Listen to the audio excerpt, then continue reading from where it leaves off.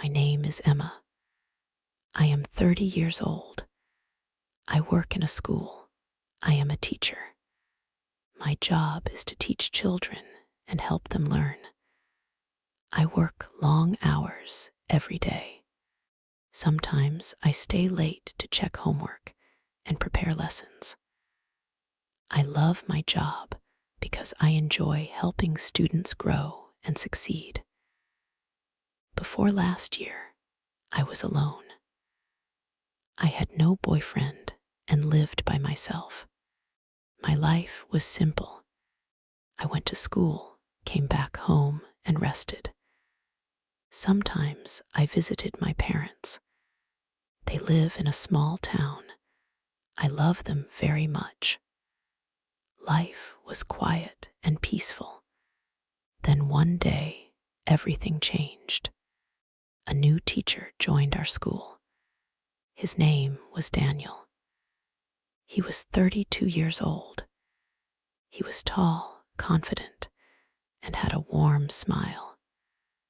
Everyone liked him because he was friendly and respectful. At first, I thought he would not notice me. I am just a simple teacher. I don't wear stylish clothes, and I don't try to look special. I believed someone like him would never be interested in someone like me. But slowly, things changed. Daniel started talking to me. He asked about my classes. He smiled every time he saw me. We began to spend time together during lunch break. One day, he offered to walk me home after school. I agreed. We talked the whole way. He was easy to talk to, and I felt comfortable with him. After that, we started spending more time together. Sometimes he brought me coffee. Sometimes we stayed after school and talked about life. I started to like him. Every day, I waited to see him. Then one weekend, he asked me to go to a park with him. I said yes. We walked, talked, and laughed for hours.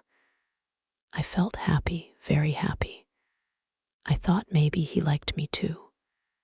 But a few days later, he told me something shocking. Emma, I need to tell you something. I am married.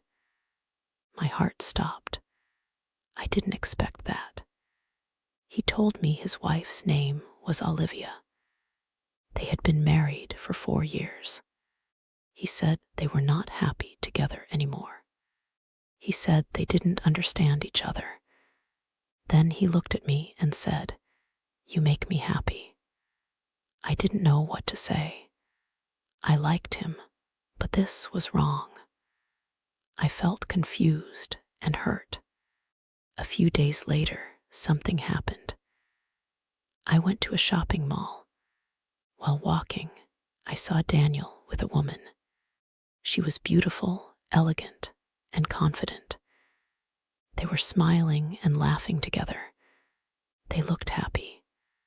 I stood there quietly, then turned and walked away. That night, I couldn't sleep. I kept thinking, why was he with me if he had a happy life? Why did he say he was unhappy?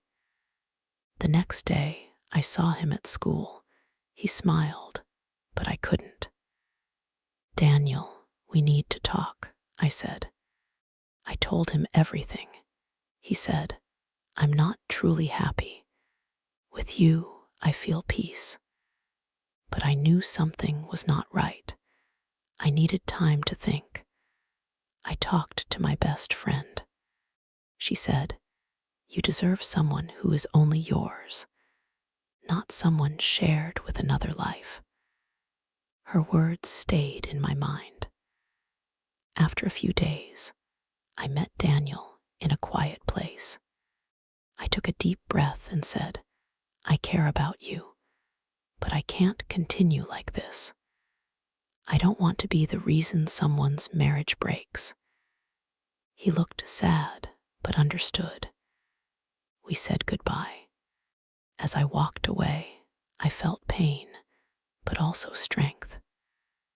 Because sometimes choosing the right thing is not easy, but it is always worth it.